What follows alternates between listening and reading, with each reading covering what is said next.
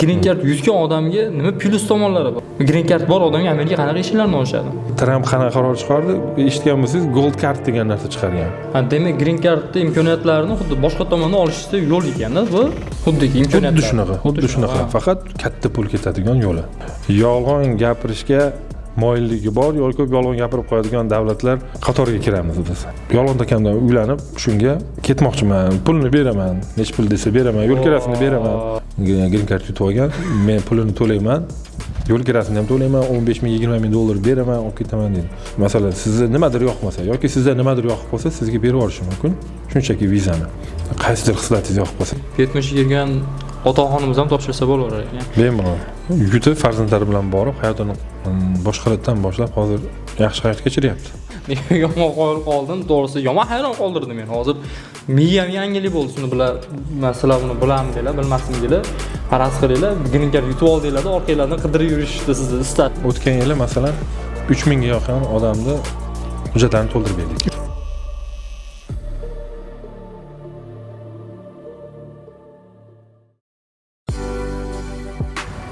Assalomu alaykum. Bu boshqa tomon loyihasining birinchi soni. Va albatta nomidan ma'lum bo'lsa kerak, bugungi mavzularimizda biz siz ko'rib turgan manzarani boshqa tomonni ko'rsatamiz. O'zbekistonda bugungi kunga kelgan eng dolzarb mavzu green card masalasi.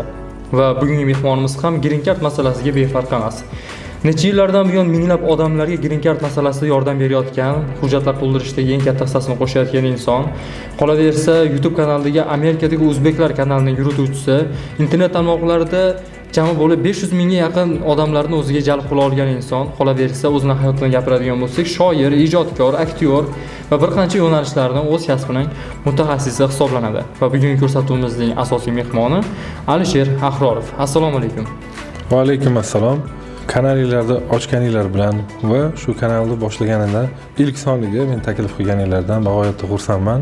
Xudo xohlasa bugungi ko'rsatuvda insonlarga shu ko'rsatuvingiz orqali kerakli, foydali maslahatlarni beramiz degan umidimiz bor. Rahmat, xudo xohlasa albatta biz ham sizni birinchi soniga bejizga chaqirganimiz yo'q, chunki O'zbekistonda bugungi kundagi eng katta mavzu green card masalasi bo'lib qoldi o'zi. Endi shu meni ham o'zi qiziqtirayotgan savol, hamma green cardda tosh yoqdi, bilgan bilmagan odam o'zi green card o'zi aslida nima, kelib chiqish qayerdan, uni nima uchun tashkil qilingan bu narsalarni tanishtirib o'tib kerak o'zi green card haqida. Avvalambor to'g'ri aytdingiz, hozirgi kunda juda ham green card masalasi muhokama bo'lyapti. Chunki shu paytgacha mana tashkil qilinganidan boshlab shu paytgacha kechikmagan, hech ham doim oktyabr oyining boshida boshlanib, noyabr oyining boshida tugab kelgan shu paytgacha. Bu yil mana dekabr oyining oxiriga qarab ketyapmiz, lekin haligacha boshlanmadi green card. Shu sababdan ham juda ham ko'p muhokama bo'lyapti. Green card o'zi nima degan savolga keladigan bo'lsak, green card biz xalqimizda shunaqa deb nomlanadi. O'zining nomi DV Lottery, ya'ni Diversity Visa Lottery deyiladi. Buning ma'nosi har xil millatlarga mansublik degani. Buni tashkil qilishdan maqsad nima? Amerikaga nima kerak buni tashkil qilishdan deydigan bo'lsangiz, Amerikani bilasiz, o'zi tarixlarda bilgan bo'lsangiz kerak. Tub aholisi yo'q, o'zining aholisi bo'lmagan. Hindular bo'lgan, indeyslar bo'lgan. Bu yerga keyin Yevropadan, boshqa davlatlardan muhojirlar ko'chib kelishgan. O'shalarning evaziga Amerika turli millatlardan tashkil topib, shu Amerika tashkil bo'lgan. Endi bu vizani bunga nima aloqasi bor? Lotereyani. Bu lotereya orqali ular qaysidir millat Amerikaning asosiy millati aholisi bo'lib qolmasligini ta'minlash. Qaysidir masalan Meksika, Hindiston, Xitoy ko'p hozir bu yerda o'sha millatdagilar.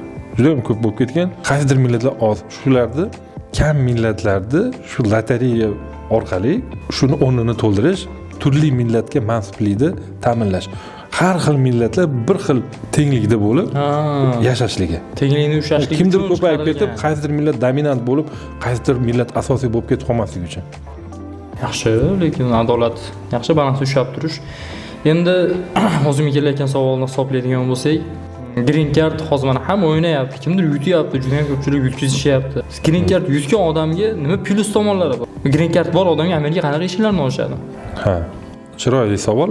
Green cardda yutib olgan odam nimalarga erishadi? Green cardni yutib olgan odam birinchi o'rinda Amerikaga borib, ishlab, yashash 10 yil o'sha yerda yashab, ishlash huquqiga ega bo'ladi. 10 yil, asrab 10 yil demak. Ha, undan keyin ham cho'zsa bo'ladi. Ha, undan Bu keyin 10 yil bu birinchi bosqich. Ha, undan keyin u yerda agar qonunni buzmasa, yaxshi yashasa, soliqlarni vaqtida to'laydigan bo'lsa, bu yana davom etaveradi. Ya'ni yangi green card olib, yana davom ettiraveradi. Ha, agar aytaylik 10 yilgacha bo'ladi, birinchi topshirganda yutadigan bo'lsa 10 yilgacha. Agar 10 yil muddat tugaydigan bo'lsa, u yana qayta topshiradimi yoki uni shu joyda cho'zdirsa bo'ladimi? Green card o'ynamaydi, shunchaki yangilaydi, hujjatini yangilaydi. Ha, yangilaydi hujjatini. Ha, chunki tushunarli. qonunbuzarchilik hech qanaqa bir Amerikani iqtisodiyotiga zarar beradigan narsalar qilmagan bo'lsa, yana cho'zdirib ketaveradi. O'sha yerda yashashini. Nima beradi degan savolga keladigan bo'lsak, birinchidan o'sha yerda yashab ishlash huquqiga ega bo'ladi. Buni qanday qadrini bilamiz? Buni yaqinda Tramp qaroridan keyin buni qiymati yana ham aniq bo'ldi. Tramp qanaqa qaror chiqardi? Eshitgan bo'lsangiz, Gold Card degan narsa chiqargan. Yaqinda bu shu xabar yangiliklarda chiqdi. Gold Card eshitgandingmi?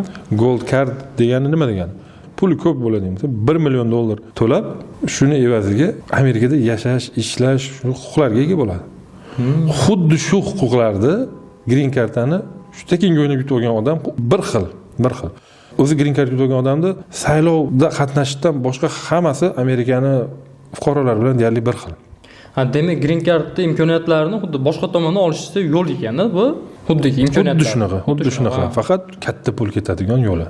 Qancha? Shu $1 million $1 million evaziga siz xuddi shu Green Card yutib olgan odam bilan bir xil mavqega bo'lish uchun $1 million to'laysiz. Birinchisi bu. Tekinga siz $1 million qiymatdagi hujjatni yutib olyapsiz. Yoki arzimagan pulga. Ikkinchisi, Amerikaga Green Cardni yutib olishingiz bu sizni butun dunyoga yo'llaringizni ochib tashlaydi. Butun dunyo bu qanday bo'ladi? Masalan, sizga Amerika yoqmaydi deylik. Amerika yoqmaydi menga. Menga Koreya, Janubiy Koreya yoqadi. Menga Yevropa, Germaniya, Fransiya, mana davlatlar yoqadi. Desiz, agar Green Cardingiz bo'lmasa, siz u davlatlarga borish uchun ancha yugur, vizaga navbat o'tda sizga birinchi marta borayotgan bo'lsangiz, bir martalik viza 10 kunga beradi. Bir necha marta chiqib kelganingizdan keyin bir oyga multiviza olish uchun ancha vaqt ketadi. Ancha muddatda ancha harakat qilib olasiz uni. Agar sizda Green Cardni yutib olgan bo'lsangiz, sohibi bo'ladigan bo'lsangiz, o'sha davlatlar sizga ochiq bo'ladi. Shunday multivizaga topshirsangiz, xohlagan Yevropa davlatiga sizga so'ramasangiz ham, aytmasangiz ham 1 yil beradi. Amerikani Green Cardda sizda bo'ladigan bo'lsa, Green Carddan bor desangiz. Yaxshi, lekin bir marta Amerikaga bir yilda 1-2 marta borib kelib qo'yasiz. Green Cardingiz ushlab turish uchun keyin boshqa davlatga, Yevropa davlatlarining xohlagan davlatlaringizga bemalol borib, ikkilamasdan sizda Amerikaning Green Carddan nimasi vizasi bo'ladigan bo'lsa, ikkilamasdan sizga bosib beradi. 1 yillik vizani. O'zingiz shunchaki Green Cardsiz boraman desiz, bu bilasiz, O'zbekistonda oson emas. Oson emas, to'g'ri.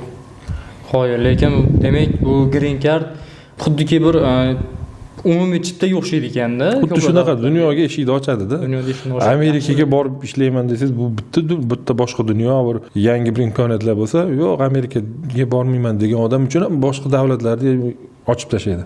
Ha, yaxshi.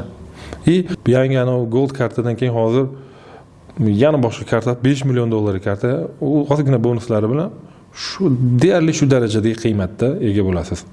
Green Card yutgan odam. Shunaqa.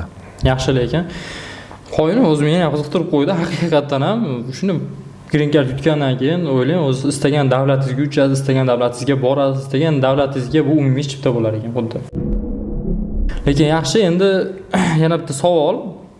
Hamma ham Green Card to'ldirishi mumkin-a? Istagan odam. Ha. Istagan to'ldirishi mumkin. Endi hozir juda ham endi O'zbekistonda hozir salkam 40 millionga yaqin aholi bor. Millionlab odamlar topshiradi. Nechta odamga chiqadi har yili? O'zbekiston ichida. Bu kengroq savol. O'zbekiston oxirgi paytlarda Green Card yutish bo'yicha oxirgi 2-3 yil ichida Green Card yutganlar soni bo'yicha birinchilikda kelyapti. Dunyo bo'yicha birinchi o'rinda kelyapti. Aslida 3 mingta viza beriladi, lekin 5 mingta, 7 mingta qilib O'zbekistonga ko'paytirib beriladi. Nimaga unaqa beriladi desa, O'zbekistonda xato qilishlar juda ham ko'p. Green Card to'ldirishda. Haligi boshida aytganimiz $1 qilib qo'ydi deganimizni men buni to'g'ri tushunaman. Bir tomondan shu O'zbekistonlikka ko'pchilik uchun yaxshilikka ishlasa kerak ham degan taxminim bor. Nimaga deganda, hamma xohlagan joyda o'tirib, ko'chada ketyapti, mashinada o'tirib, telefonda har xil joylarda o'tirib to'ldirib qo'yishardi avvallari, shu paytgacha. qiymati bo'lmagan uchun bepul bo'lgani uchun to'ldirish, anketani to'ldirish. Endi $1 bo'lgandan keyin o'shani qiymati bo'ladi. $1 bo'lsa ham pul odamlarga baribir shu ta'sir qiladi. Albatta $1 ham qiymatni tashkil qiladi baribir. Shuni to'lash uchun ozgina e'tiborliroq bo'lib to'ldiradi, mutaxassisga borib to'ldiradi. O'shanda xato ham kamroq bo'ladi. Endi anaviga keladigan bo'lsak, nimaga ko'p xato qiladigan davlatligi uchun bizda elchixonaga suhbatga kirganda arzimagan xatoga ham отказ berishaveradi. Rad javobini beradi, vizani отказ qilib yuboradi. Chunki O'zbekistonda reputatsiyasi yaxshi emas. Elchixonaning u nimada ham yoziladi, saytda o'zida ham yozilgan. Yolg'on gapirishga moyilligi bor yoki ko'p yolg'on gapirib qo'yadigan davlatlar qatoriga kiramiz biz. Elchixonaga kirganda aldash ehtimoli ko'p bo'lgan. O'sha kirib altida bitta yolg'onchi kelyapti, yana hozir nima deb aldarkan degan anaqa turadi ular. Bizning O'zbekiston endi shuni biz reputatsiyamiz ustida ishlashimiz kerak ancha. Mana shu narsalarga e'tiborga olib ko'proq limit beradi. Ko'pchilik aldab qo'ygani uchun shunaqa fikr uyg'onib qolgan. Statistikadan oladi ular, aldab qo'yadi. O'zbekistonda ko'p narsani qilsa bo'ladi, yolg'ondan diplom qilsa bo'ladi, yolg'ondan attestat qilsa bo'ladi, yolg'ondan nikoh qilsa bo'ladi. Ba'zi nimalar bor, masalan, nikoh masalasi kelib, biz o'zimizga ham ko'p murojaat qilishadi. Mijozlar, ba'zi mijozlar green card yutib olgan ayol bo'lsa, yolg'onda kamdan uylanib, shunga ketmoqchiman, pulni beraman, nech pul desa beraman, yo'l kirasini beraman. Masalan, o'zining imkoniyati bo'lmasa, xarajati bor-da, green card yutib olgandan keyin o'ziga xarajatlar bo'ladi. Yutdi degani bo'ldi, shu bilan emas, undan keyingi firma to'lovlari, elchixona to'lovlari bor, oilani soniga qarab, boshqasiga qarab bir necha ming dollar tashkil qiladi. Shuni ko'tarolmay, shuni to'lamaydigan odamlar bor. Shunaqalarni qidirishadi yoki shu yo'llar bilan chiqib ketmoqchi bo'lishadi. Ayollar ham chiqadi. Bo'ydoqlar bo'lsa, green card yutib olgan, men pulini to'layman, yo'l kirasini ham to'layman, 15 ming, 20 ming dollar beraman, olib ketaman deydi. Shunaqa yolg'onda kamdan nikohlar ham bo'ladi. Shunaqalardan bular to'ygan. O'zbekiston yolg'on nikoh bo'lishi mumkin, yolg'on diplom bo'lishi mumkin, shunaqa narsalarda ular yolg'onchi deb shularni juda ham qattiq tekshiradi. Atmen отказ ko'p bo'lgani uchun ko'p xatolikdan. Demak o'shanda ko'proq limit beradi. Demak o'shanda nikohda turmush qurganmiz deb hujjat olib boradigan bo'lsa ham, men qonun tasdiqlangan bo'lsa ham, nikoh qurganligi, turmush qurganligi muddatiga qaraydi, menimcha, aniqlaydigan joyi. Bizni haligi aytganimizdek reputatsiya yomonroq uchun ular qattiq tekshirishadi. Boshqa davlatlarda masalan ular aldashi kamroq bo'lgan, rostdan to'g'ri gapiradigan davlatlar deb bilingan bo'lsa, ular juda qattiq tekshirmasligi mumkin. O'zbekistonda hamma narsani qattiq tekshiradi va qattiq oladi. Arzimagan bitta harfga adashganingiz ham yoki bitta ham hujjatingizni olib borganingiz ham, agar uni nusxasini olgan bo'lsangiz, o'zini yo'qotib qo'ygansiz, juda ham qattiq oladi. Shu borganingizda bizda diyorlarda videosini, to'ydi, rasmlarini, boshqa narsalarni ko'p isbot talab qiladi va ishonmaydi. Toki uni yaxshi deb isbotlab bermagunizcha. Demak, to'liq odamni filtrlashadi u yerda. Ular o'zi psixolog ham bo'lib ketgan, ular suhbatda o'tiradigan konsullar ham oddiy odamlar emas. Ko'rib, sizni ko'zingizni qarashingizdan, yuzingiz tuzilishidan, shu kirib kelishingizni o'zi tuzilishingizdan qarab turib, sizni rost yolg'on gapirayotganingizni his qilib turadigan bo'lib ketishgan o'zlari. Shu qarab turiblar, bu yolg'on gapiryapti deydi. Ulardan hech kim so'roq qilmaydi, nimaga bunga отказ qilding, nimaga bunga bunaqa qilding deb, ular o'zining nimasidan kelib chiqib sizga отказ berish bemalol huquqiga ega отказ beraveradi. Masalan, sizga nimadir yoqmasa yoki sizga nimadir yoqib qolsa, sizga berib yuborishi mumkin. Shunchaki vizani. Qaysidir xislatingiz yoqib qolsa, qandaydir nimadirlar qilib o'sha yerda suhbatga turganda navbatda o'zingizni juda chiroyli tutdingiz. Kimdir janjallar bo'layotganda yoki qaysidir bola yiqilib tushib yig'layotganida, haligini ko'tarib o'rniga turib, yo'q-yo'g'ini qoqib yugurib solib chiqib berasiz. Ular kuzatib turadi sizni. Madaniyat ham rol o'ynaydi. Juda katta rol o'ynaydi. Yerga kirganingizdan keyin juda qattiq tekshirib nazorat bo'ladi. Shu fe'lingiz yoqib qolsa, bitta xatolaringizni kechiradida, sen yaxshi odam ekansan, shuning uchun senga viza beramiz deb viza berib yuborishi mumkin. Asosiy mavzuga qaytadigan bo'lsak, boshqa mavzuga ham ozgina yoritib o'tib ketdik.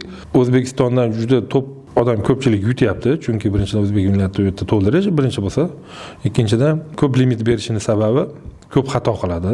Bizdagilar bu yoqda o'tirib to'ldirib yuborganligi uchun mutaxassislarga uchrash oldingidaqa ko'p emas. Hozir hammaligi internetdan ko'rib o'zim to'ldiraman. O'zimiz ham videolar chiqarganmiz, mabodo pulingiz bo'lmasa deb. Shunaqa ko'rib, shoshib to'ldirib qo'yganlardan xato ko'pligining hisobiga ko'proq odam borib qolsin. Xato bilan ko'pchilik atmen bo'lib ketib qolmasin, bizdagilar xato olishini ham inobatga olishgan. Yarimidan ko'p xato bo'ladi. to'ldirilganlarni imkoniyat qadar ko'proq o'zbek shu yoki borib qolsin degan ma'noda limit ko'proq berib qo'yadi. Aslida 3 mingta, 3,5 mingta viza berish kerak bo'lgan bo'lsa, ular 7 mingta, 5 mingta, 6 mingta berish mumkin. Endi so'raydigan yana bitta narsam, biz hozir o'zbeklarni fikrlashi xayoliga ko'p keladi. Green card ko'pchilik ishlaydi deyarli. Ko'pchilik ishlaydi haqiqatan ham. Tan olishga O'zbekiston yarmi topshirsa, yarmi ishlaydi. Keyin ko'pchilik xom xayol deyishadi, tanish bilishchilik etadi. Aytaylik, men chet davlatga o'qib, borib, chet davlatda o'qib kelganlar, diplomi borlar, oliy ma'lumotlilar yoki bo'lmasa davlatda ishlagan xodimlar shularga ko'proq chiqadi deydi. Oddiy tabaqadagi insonlarga yoki bo'lmasa dehqonga ham deylik, men oddiy misol, dehqonga ham biznes egalaridan ham, behollar ham bu qanaqa balans o'ynaydi? O'zi haqiqatan tanlaydimi, tanlamaydimi o'zi bu narsa?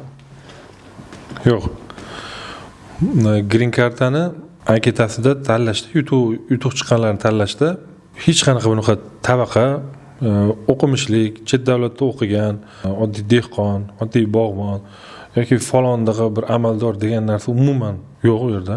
100% shu randomni, ya'ni tasodifan tanlanadi. Kompyuter uni tasodifan tanlaydi. Hech qanaqa falonchini o'g'li falonchini deganlar umuman yo'q unaqa narsa. 100% anketa to'g'ri to'ldirilsa, kimga tasodifan to'g'ri kelsa, o'sha yutuq egasi bo'ladi. Keyingi jarayonlarda uni tekshirishi mumkin, u hech qanaqa rol o'ynamaydi. Ma'lumoti rol o'ynaydi, to'g'ri, kamida 11-sinfda bitirgan bo'lish kerak, bu haqida yana gapiramiz. Undan buyog'i bo'lsa, hech qanaqa tabaqa, boshqa narsa yo'q bunda. Tushunarli. Demak, bo'ladigani, tanlaydigani yosh bu. Yosh chegarasi, pastga chegara bor. 11-sinfda attestati bo'lishi kerak yoki o'qiyotgan bo'lishi kerak 11-sinfda. Maksimal yoshi. Maksimal yo'q, chegarasi yo'q. Chegarasi yo'q maksimal yoshda. Demak, 70 ga kirgan ota-onamiz ham topshirsa bo'laverar ekan. Bemalol. Ajoyib emas, misol uchun, mana otalarimiz ham ko'pchilik topshiryapti, hozir green cardga topshirtirishyapti ham. O'ziga topshirganingizda bu yoqqa surib qo'yib, masalan, ota-onalaringizni, eng yaqinlaringizga ham tavsiya qilib, ularga ham to'ldirishga yordam beradigan bo'lsanglar, ularga ham to'ldirib beradigan bo'lsanglar, vallohi endi Alloh xolasa ularga ham chiqib qolishi mumkin. To'g'rimi? Albatta. Yaqinda men o'zim intervyu olganman bir insondan. 48 yoshimda green card yutdim deb nomlab shu video joylaganmiz. Yutib farzandlari bilan borib, hayotini boshqalardan boshlab hozir yaxshi hayot kechiryapti.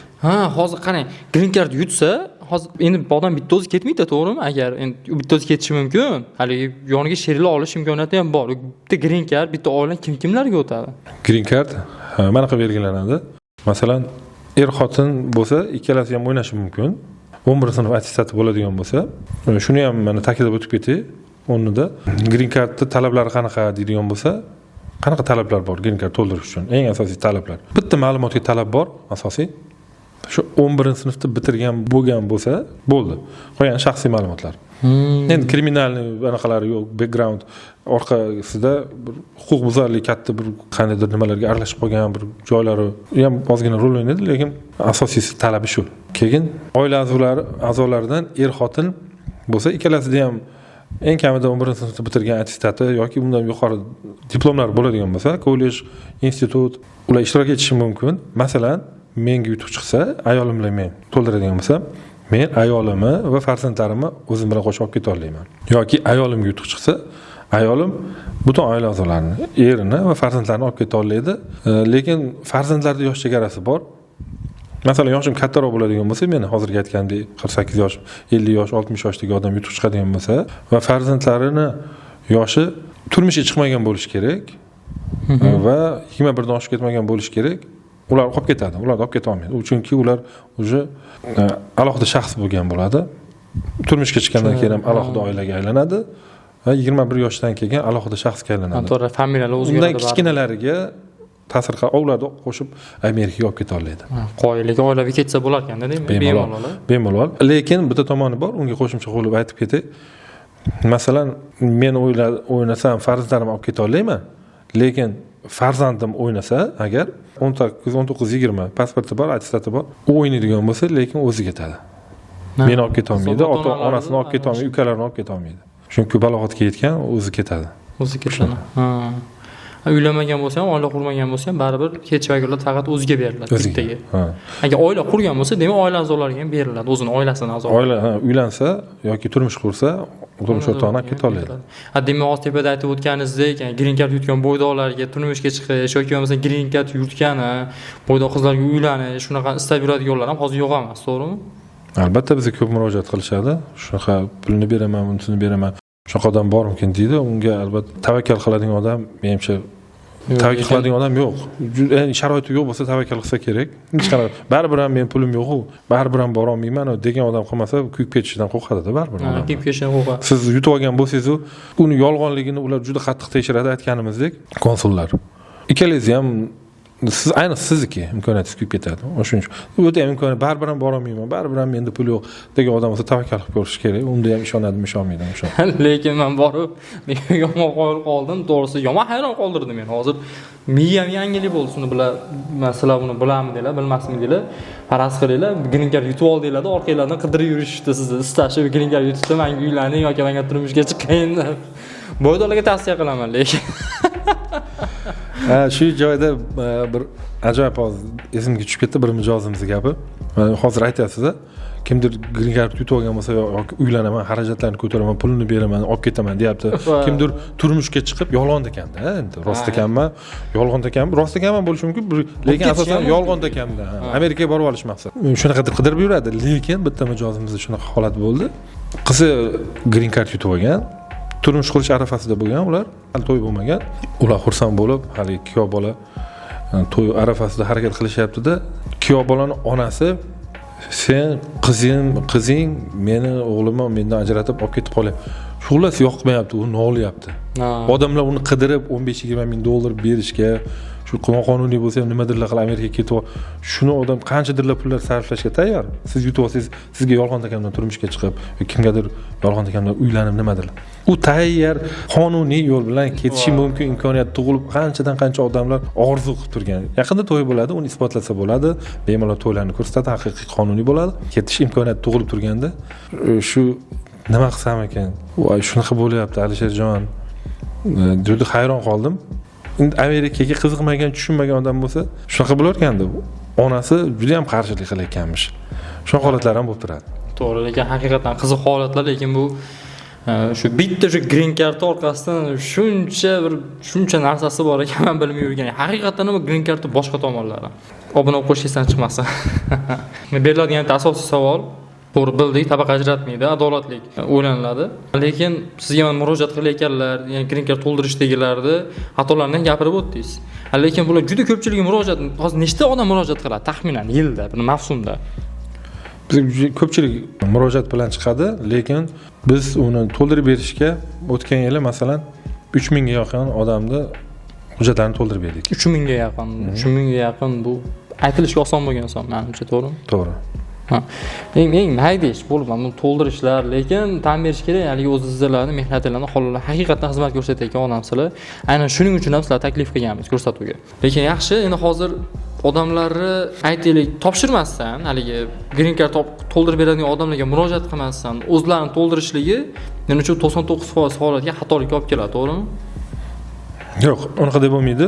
Agar u yaxshi tushunadigan bo'lsa, buni bemalol o'zlari to'ldirsa bo'ladi.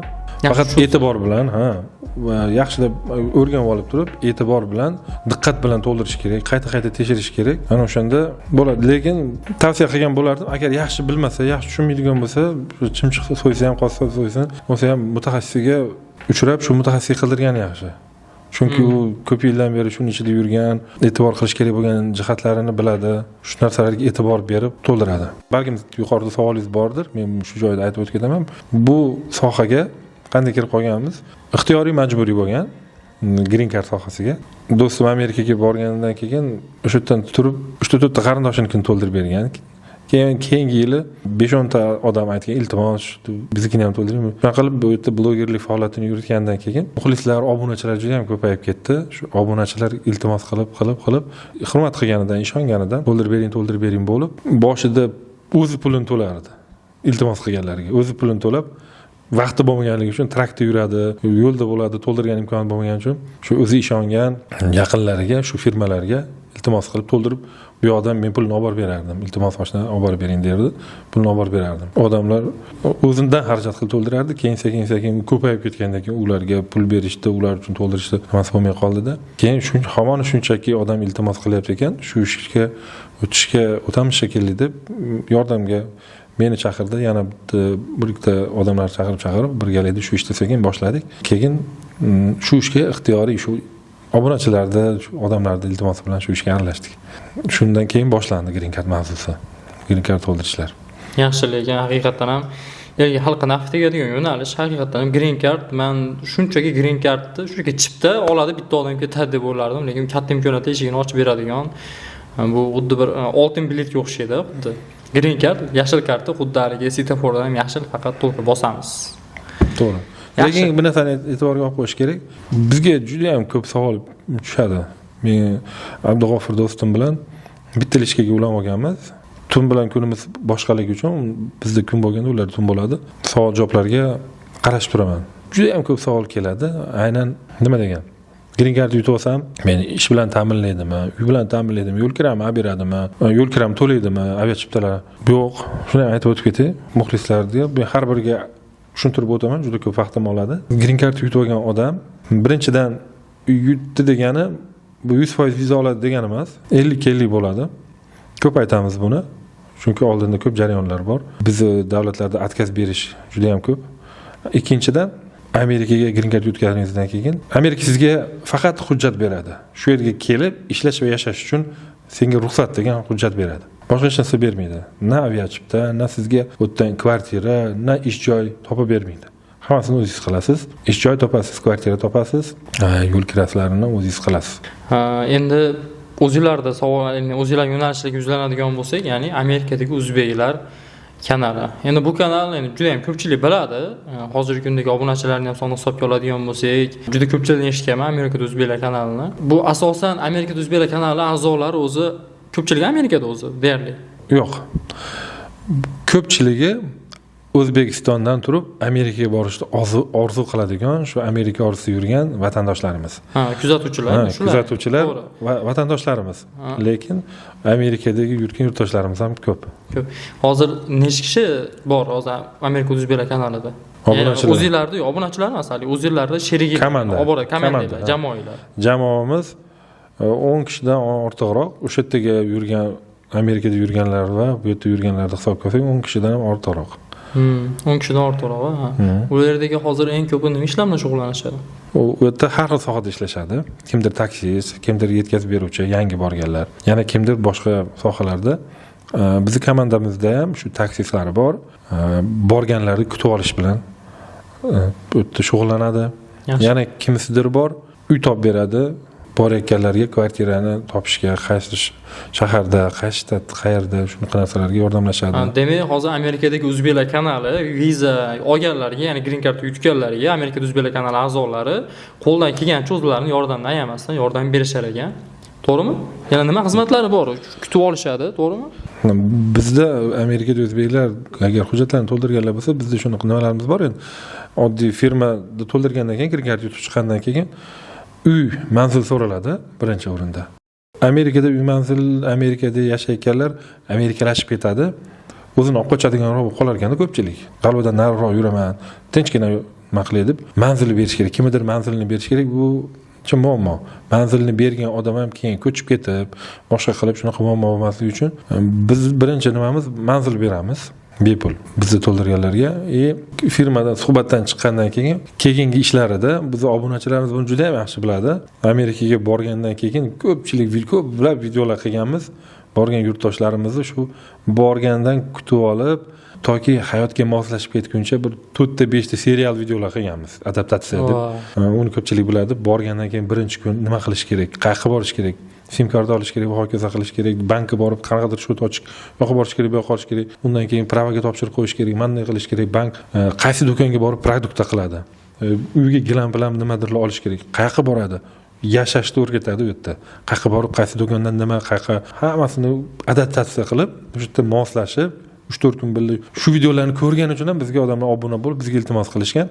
Avvalida shunaqa qilib yurib, endi hammaga ulgurmay qolingan. Hozir juda ham ko'pchilik bo'lib ketgani uchun obunachilar ko'p, nima qiladiganlar ko'p. Lekin o'sha tashkillashtirib qo'yganmiz shu narsalarni. Kimdir aloqaga chiqadi, qidirib yurmaydi. Uni buni kimga aytsammikin, men kim kvartira topib berar ekan demaydi.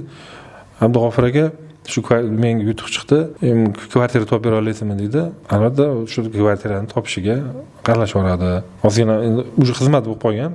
kimdir o'zi qilmaganligi uchun kimgadir aytadi, o'zing xizmatini qilib ber. Birovga yalinib yurmaydi. Taksi kutib oladigan ishonchli odam bormi? Bor, kutib olishadi. Bizni jamoamiz a'zosida bo'ldi falon kuni falon joyda aniq ishonchli kutib olishadi. Hayotga moslashib ketishda qo'ldan kelgancha yordam beradi. Yaxshi, lekin hozir Amerikada O'zbeklar kanali jamoasi Amerikani hozir qaysi shtatida? Meni do'stim Amerikani Pensilvaniyaning Filadelfiya shahrida yashaydi. Qolgan borganlarim shu joyda. Menimcha trak bilan shug'ullanadi u ekan. Do'stim trak minadi. Qolganlar boshqa sohalarda aytganim. Trak minadigan deganingiz yo'q, esimga tushib ketdi.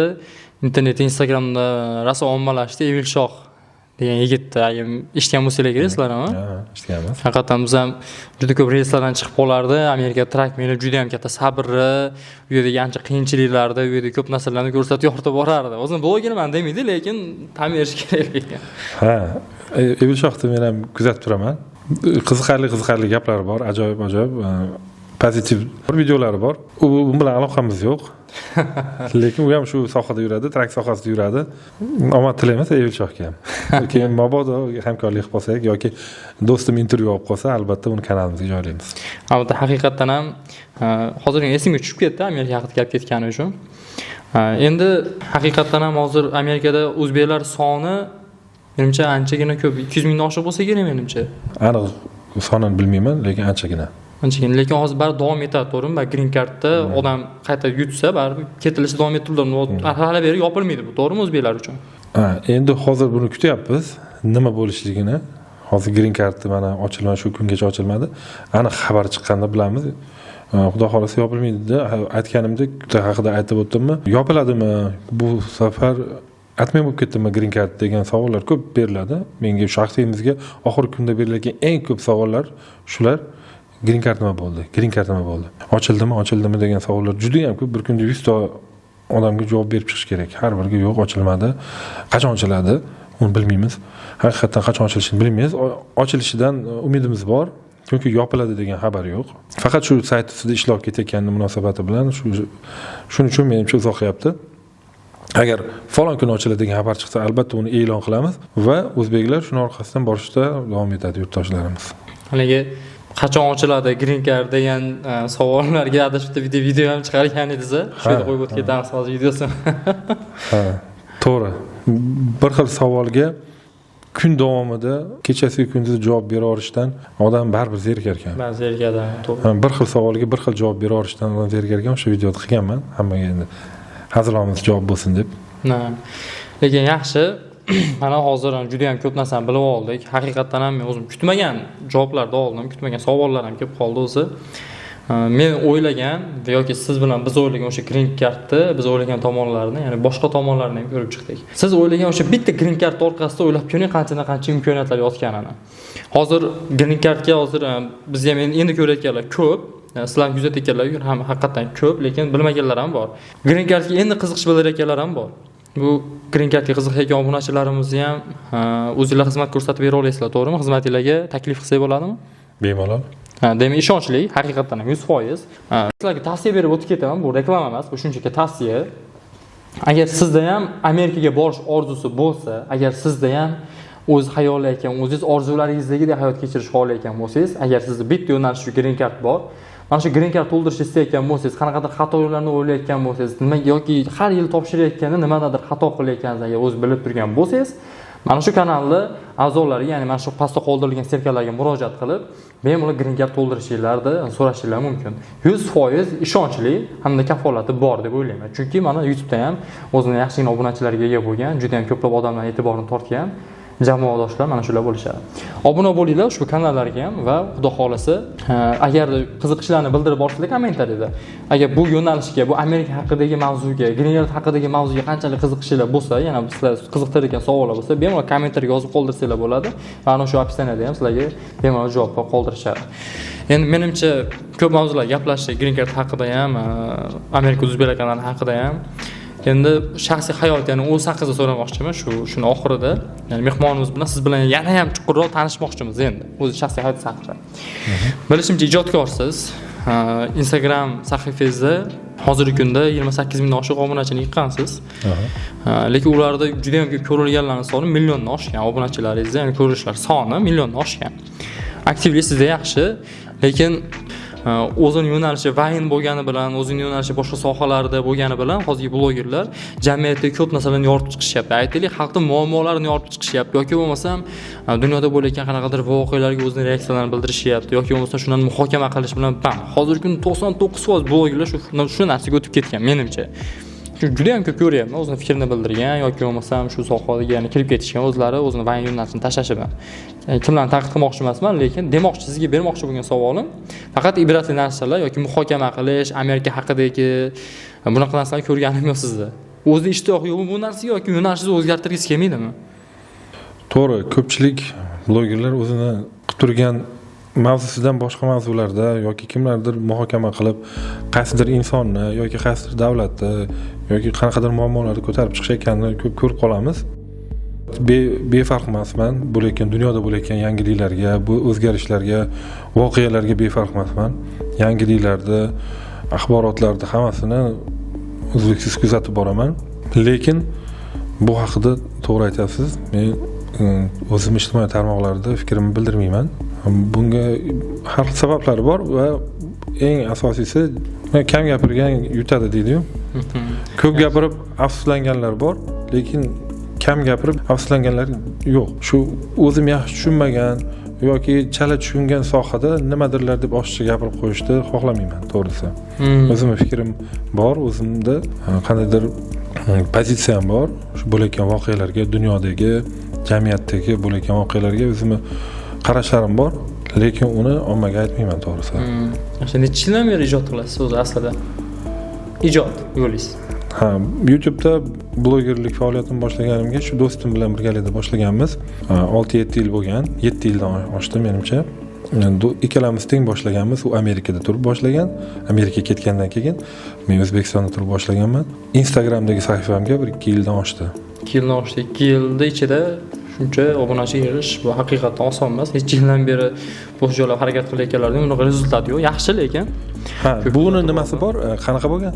Instagramda buncha obunachini men 2 yil davomida emas, juda ham tez yig'ib qo'yganman.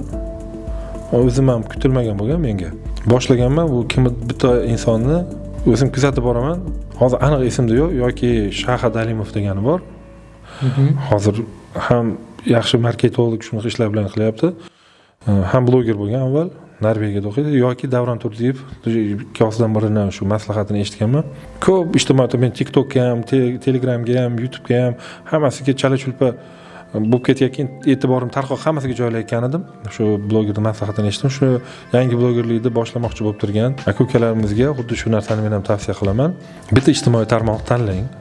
Hammasidan birdan emas, bitta ijtimoiy tarmoqni tanlang va o'shanga 100 ta kontent joylang degan video chiqib qoldi. E'tibor qilmang. Prosmotr qanaqa ketyapti, uni odamlar ko'ryaptimi, negativ bildiryaptimi, nechta prosmotr va unaqa narsalarga e'tibor qilmangda, faqat joylash bilan ovora bo'ling. 100 ta videodan keyin men sizni ko'rasiz, natijangizni ko'rasiz degan video chiqib qoldi. Shundan keyin buni maslahati bilan bilsam, ko'proq yoshlar Instagramda ekan. YouTube bilasiz, uzoq video. Hozirgi bu odamlar tezlashib ketgan, tezroq ko'rishdi, kichkinaroq kalta narsadan ko'p narsa olishni xohlaydigan bo'lib qolgan. Shu maqsadda men ham Instagramga o'zim sahifamni ochdim. Shu yerda videolar yuritishni boshladim. Adashmasam bir 2-3 oy ichida birdan obunachilarim ko'payib ketdi. Mana shu 3-4 oy, 5 oy ichida anchagina obunachi yig'ilib qoldi. Hozirgi turgan obunachilar o'sha yerdagi obunachilar. Oxirgi paytlarda tirikchilikka, boshqa narsalarga ozgina berilib hayot tashvishlari bilan ozgina to'xtab qoldim, lekin o'sha paytda o'zi ancha obunachi yig'ilib, shuni ushlab turibman hozircha. Adashmasam, qaysi bitta kinoda ham rol o'ynagansiz, qanaqadir bu o'sha qo'rqinchli kino edi menimcha. Ha. Shunaqa bo'lgan. Bunga bir necha yil bo'ldi, 3-4 yil avval bir toshkentlik rejissyor ukamiz shu yerga tashrif buyurganda Andijonga o'zini har xil yangi g'oyalari bilan o'sha yerda yurgan bo'lgan, tasodifan shu yigit bilan tanishib qolganmizda, yaqin bo'lib ketganmiz. Uni bir amakisi bor, u yigitni shu orqali tanishib qoldik. Aslida shoir Fazliddin Do'st deb, uni balkim tanirsizlar. Ha, Fazliddin Do'st. Jiyani do'sti, jiyani bo'lar ekan. U ham amakisining qiziqishlarining orqasidan juda ham yaxshi inson. Shu Fazliddin Do'st haqida shu ta'kidlab o'tib ketsam, yaqin do'stlarimdan biri. Shoir, ijodkor, ssenarist, rejissyor, desam kino sohasida ozgina aloqasi bor. O'zining qiziqishlarining ortidan jiyanini ergashtirgan ekan. Shu jiyani shu biz tomonlarga kelib qolganda shu odam bilan tanishib yaqin bo'lib qolganmizda, keyin u kino olish xohishi borligini aytdi. Keyin yaxshi chiqish qolganimizdan keyin kinoga taklif qildi bosh rolga. U ham hozirgi siz aytmoqchi yangi yo'nalish bo'lgan o'sha payt. Alhazar deb chiqyapti. Bu payt Alhazar chiqmagandi, shu qo'rqinchliroq mavzuda kino olingan, bosh rol o'ynaganman. Lekin haligacha kino chiqqani yo'q. Lekin o'zim turadi. Treylerlari, nimalarlari. Bu qaysi bir kino studiyami, productionmi? Iskandar Production deb. Iskandarov Production. Iskandarov Production, lekin hozirgi kunda nimasi yaxshi, faoliyati yaxshi. Kliplar, juda ham ko'p kliplar olgan, juda ham ko'p nimalarda boshlovchilik qilib, o'sha yerda yaxshi faoliyatini yaxshi olib boryapti. Demak, u kino ssenariysi ham demak o'ziga tegishli, Iskandarovga. Kino ssenariysi amakisiga tegishli, Fazliddin do'stga, shoirga. Juda ham qiziq bo'lgan, kino sohasi juda ham qiziq ekan. Shu bola orqali kino olamiga kirib, kino qanaqaligini bilganman. Juda ham jarayon juda ham qiziq bo'lgan. Mazza qilganman. Lekin qoyil qolish kerak, haqiqatan ham aktyorlik, ham shoirlik, ijodkorlik, ham desa green card bo'yicha ham o'zini yo'nalishida mutaxassis bo'lib yetishgansiz o'sha. Green card masalasiga shu do'stimni iltimoslari bilan, do'stimni nasihat-maslahatlari bilan shu sohaga aralashdim. Boshida bunga aralashishim boshlanishi shu do'stim blogerligi bo'lgan. Oshna siz montaj qilib bering. Men Andijon Shevada gapiramiz. Biz oshna deymiz Andijonda. Oshna u do'stim ham bilsanglar, kuzatuvchilar biladi. Juda ham Shevada gapiradi. Andijon Shevasida eshitgan odamki Andijonligini bittada bilib oladigan odam. Shu video qilishni boshlagan blogerlikda. Siz montajdan xabaringiz bor. Montaj qilib bering do'stim. Shu birga ishlashni boshlaganmiz. Haligacha birga ishlaymiz. Hamma videosini, deyarli 99% videosini o'zim montaj qilib, shu kanalga joylab o'zim yuritaman. Shuni do'stim Green Card mavzuga o'tgandan keyin ixtiyoriy va xohlamagan holatda men ham shu sohaga aralashdim. Shu sohaning ichida qaynayapman. Ijodkorlikdan bu sohaga ham o'tishga shunga to'g'ri keldi. Lekin yaxshi, hozir Fazliddin do'sti ham, masalan, men ham taniyman, juda ko'pchilik tanisa kerak, ijodkorlar, yaxshi shoir, nomlari juda ko'p joyda jaranglagan. Hozir yana shunga o'xshagan yana mashhurlardan yana do'st yaqinlaringiz bormi? Yana muomala qiladiganlaringiz? Mashhurlardan she'r ijro qilib turaman, xabaringiz bormi? Balkim kimlardir xabari bordir, kimlardir yo'q. Berishqo'l kanalida bilganim, lekin Berishqo'l kanalida shunaqa yo'nalishdan bor edi. Shu do'stimni sharofati bilan do'stim siz she'r ijro qiling, ovozingiz yaxshi degan. Men ovozim o'zimga yoqmasdi avval. O'zim eshitganimda o'zimga bilmaydi, lekin nimadir ekrandan, kameradan eshitsam yoki telefonga zapis qilganda eshitsam yoqmasdi o'zimga ovozim. Shu do'stim shuni aytib qoldi. Shundan keyin bir ikkita she'r aytib ko'rdim, zo'r chiqdi, yaxshi chiqdi deb maqtadi. Endi men ko'nglimga qarab aytyapti desam, boshqa bir ikkita she'rni yaxshi aytadigan odamlar ham yaxshi deb bular ham e'tirof qilgandek bo'ldi. Shuning orqasidan she'r ijro qilishni boshladim. Bir nechta taniqli O'zbekiston tanigan shoirlar bilan tanishishga muyassar bo'ldim. Malika Salimova, o'zini Malika Tavfiq deb kanali bor. Keyin yana bir shoirimiz bor, Arslonbek Karim deb. Bu odamni keyin taniganimdan keyin ta'rifini bildim. Deyarli hamma ko'p she'rlari hit bo'lgan qo'shiqlar ekan. Hamma taniqli qo'shiqchilar she'rlarini qo'shiq qilib aytgan ekan. Bir nechta shu taniqli shoirlar bilan, el tanigan shoirlar bilan shularning she'rlarini aytib, shular bilan tanishdim. Va menga obuna bo'lganlarning ichida ham bir ikkita taniqli insonlar bor. Juda ham xursand bo'lganman, juda ham motivatsiya olganman. Shu aytganimdek boshlaganimdek 2-3 oy ichida havas qilasiz baribir. Ijodkor odam, ijtimoiy tarmoqlar yuritayotgan odam xohlaysizmi, xohlamaysizmi, nechta odam ko'rdi ekan, odamlar nima deyapti ekan, yaxshi fikrlar bildiryaptimi ekan, bitta ham taniqli odam ham ko'rdimi ekan degan hayolingiz o'tadi. Menga ham bitta ham taniqli odam qachonlardir obuna bo'larmikin, shu odam senga podpisatsiya bo'ldi degan yozuv chiqarmikin derdim. Shu juda ham kutganim tez kelib qolgan. Taniqli qo'shiqchi Abdurashid Yo'ldoshev degan inson bor. Boshida shu odam Abdurashid Yo'ldoshev. Zuhrom kelmadi degan qo'shiqlari bor, juda ham taniqli. Ufukdagi çizgin yog'dular. Yorim xabaring yo'q mendan, xabaring yo'q. Ko'nglimni yorit desam yorim afsus xabaring yo'q. Shu odam obuna bo'lganini ko'rib qolganman. Shu odam bilan ham gaplashganmiz keyin. O'zingizmisiz boshida ishonmaganman. Nahotki shunaqa tez 2-3 oy ichida men xohlagan orzumga erishdim. O'zingizmisiz Abdurashid aka, men sizni qo'shiqlaringizni juda yaxshi ko'rib eshitaman. Bir shirin degan, Zuhrom kelmadimi desam, keyin galsova yozib, men Alisher, ishlaringizga rivoj, omad tilayman ijodlaringizga, sizni kuzatib boraman degan. Shunaqa qilib bir qancha taniqli insonlar bilan tanishishga erishganman. Juda ham xursandman. Yaxshi, demak, hozir katta ijod yo'liga ham, shou biznesga ham demak asta-asta qadam bosib kiryapsiz demak. Shuni desam bo'ladi. Ha, yaxshi. Birga ijod qilib tursak bo'lar ekan unda. Bemalol, albatta.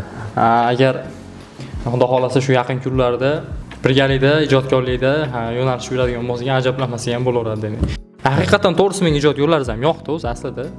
Chiqayotgan video kontentlarni ham juda ko'pni kuzatib chiqdim. Obuna bo'lishlarini so'rayman. Haqiqatda kuzatsa arziydigan yo'nalish. Xo'p, demak, yana bir narsa so'ramoqchiman. Albatta, dunyoqarashingiz o'zgarishi katta keng. Obunachilarga, ya'ni ijodkor obunachilarga qanaqa kitob tavsiya qilgan bo'lardingiz? Bizni tomosha qilib turgan aka-ukalarimizga, ayniqsa yoshroq yigitlar bo'ladigan bo'lsa, yoshroq yigit qizlar bo'ladigan bo'lsa, men o'zimga yoqqan kitoblardan aytaman. Kitoblarda asosan shaxsiy rivojlanish haqida kitoblarni yaxshi ko'rib o'qiyman. Atom odatlar degan kitob bor. James Clearda. Juda ham yaxshi kitob. O'qib turib, har o'qiganingizda nimanidir sizga haqiqiy kerakli bo'lgan, u oldi qoshda motivatsion gaplar emas, ishlaydigan gaplarni sizga odatlaringizni shunaqa tartibga solib beradi. Shu kitobni tavsiya qilaman. Sizga ozgina maslahat bergandan keyin tushuncha ham berib o'tib ketadi. Demak, nima qilish kerak ekan? Demak, falondaqa e'tibor berish kerak ekan. Keyingi betga sahifaga o'tmasdan turib, sizga kichkinagina umumiy o'qiganingizdan, 10 varaq o'qiganingizdan yarim varaq tushunchani yana eslatib o'tib ketadi. Keyingisi Tong sehri degan kitob bor. Shu kitobni ham o'qishni tavsiya qilaman. Bu kitobda shu erta tongda turib qo'ygan odamni o'zida qanaqa o'zgarishlar bo'lib ketishi haqida gapirgan. O'qib chiqsangiz mazza qilasiz. Shunchaki ertalabda turib, sahar turganni o'zida nima ishlar bo'lganini bitta odam o'zining hayotidan gapirib bergan. Yaxshi kitob o'qishni tavsiya qilaman. Yana bitta tavsiya qiladigan kitobim, o'zim juda ham qiziqaman. Yezik телодвижения degan rus tilida, o'zbekchasida bormi bilmayman. Tana a'zolarining tili o'zbekchaga to'g'ridan-to'g'ri tarjima qilsak shunaqa ajoyib kitob. Bu nima bilan qiziq? Ko'pchilikka qiziq bo'ladigan mavzu. Hozir mana zamonimizga kelib ko'ryapsizlar, firibgarlar, yolg'onchilar ko'payib ketgan-ku. Shularni sizga yolg'on gapirayotganini ko'zidan, yuzidan, qo'lini harakatidan, o'zini tutishidan, shu kitobni o'qiganingizdan keyin inson tili bilan aldorlar ekan, lekin tanasi bilan aldolmaydi ekan. Kimdir? Shu tanasi sotib qo'yar ekan. Shu juda ham o'rganilgan. Qo'lini harakati bilan buni agent kinolarda, chet elda, Gollivud kinolarida ko'ramiz. Qo'lini barmog'ini qaysi barmog'ini qimratib yoki boshini qashlab shu narsalarni juda ham mukammal qilib o'rgatib qo'ygan. Aldanish imkoniyatingiz anchaga kamayadi kimgadir. Siz aldayotganini bilib turasiz. Mana shu kitoblarni hozircha tavsiya qilaman esimga kelganlari. Lekin yaxshi, yo'lsizmas Xudo xolisa, yaxshi suhbat bordik. Green Card haqida ham uncha-muncha ma'lumotlarni bilib oldik. Faqat siz bilgan tomon emas, boshqa tomonni ham qarab chiqdik. Xudo xolisa yaxshi suhbat bordik, menimcha. Obunachilar xursand bo'lsa kerak. Menimcha qanchadir bo'lsa ham, qisqacha bo'lsa ham shu Green Card haqida savollarga javob berdik deb o'ylayman. O'zimiz haqida ham ozgina gapirib o'tib ketdik. Yaxshi, hurmatli biz kuzatuvchilar, ko'rib turganlaringlardek boshida Green Card haqida, bu masalaga bo'lgan oydinliklar haqida hamma ma'lumotlarni olib chiqdik va so'nggi manzilimizda ham, albatta oxirida ham, bugungi mehmonimiz haqida ham batafsil gaplashib chiqdik. Menimcha ko'rsatuvimiz yaxshi o'tdi. Sizlar bilan biz yaxshi jamoa bo'la oldik menimcha. Sizga ham kattakon rahmat Alisher aka, berilgan barcha tavsiyalar, berilgan barcha maslahatlar uchun hammasi uchun tashakkurimizni izhor qilamiz. Birinchi sonimizga yo'q demasdan tashrif buyurganingiz uchun ham o'z minnatdorchiligimizni izhor qilamiz. Albatta Xudo xolasa bu yo'limiz bardavom bo'ladigan bo'lsa, keyingi sonlarda ham albatta taklif qilamiz. Sizga ham rahmat. Kanalingizga rivoj, obunachilaringiz ko'payib, sizda ham 100 ming, 200 ming, 300 ming va millionlarga obunachi bo'lishini tilab qolaman. Xudo xohlasa, albatta keyingi ko'rsatuvlarda har qanday mavzuda suhbatlashamiz desak, obunachilarimizga qiziq bo'ladigan bo'lsa, Xudo xohlasa ko'rishib qolishimiz mumkin. Xudo xohlasa.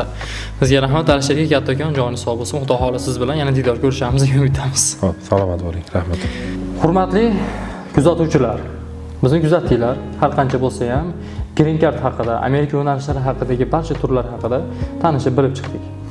Va sizlardan yana bitta so'raydigan narsam, ushbu kanalga, ya'ni boshqa tomon kanaliga va hamda Amerikada o'zbeklar kanaliga ham obuna bo'lib qo'yinglar. Agar sizlarni mana shunga o'xshagan mavzular qiziqtiradigan bo'lsa, bizga obuna bo'lsanglar, Xudo xolasa, afsus qilmaysizlar. Sizlar istagan mavzularda yo'nalishlarni olib boramiz. Barchaga kattakon rahmat, jonlar sog' bo'lsin, ko'rishguncha salomat bo'ling.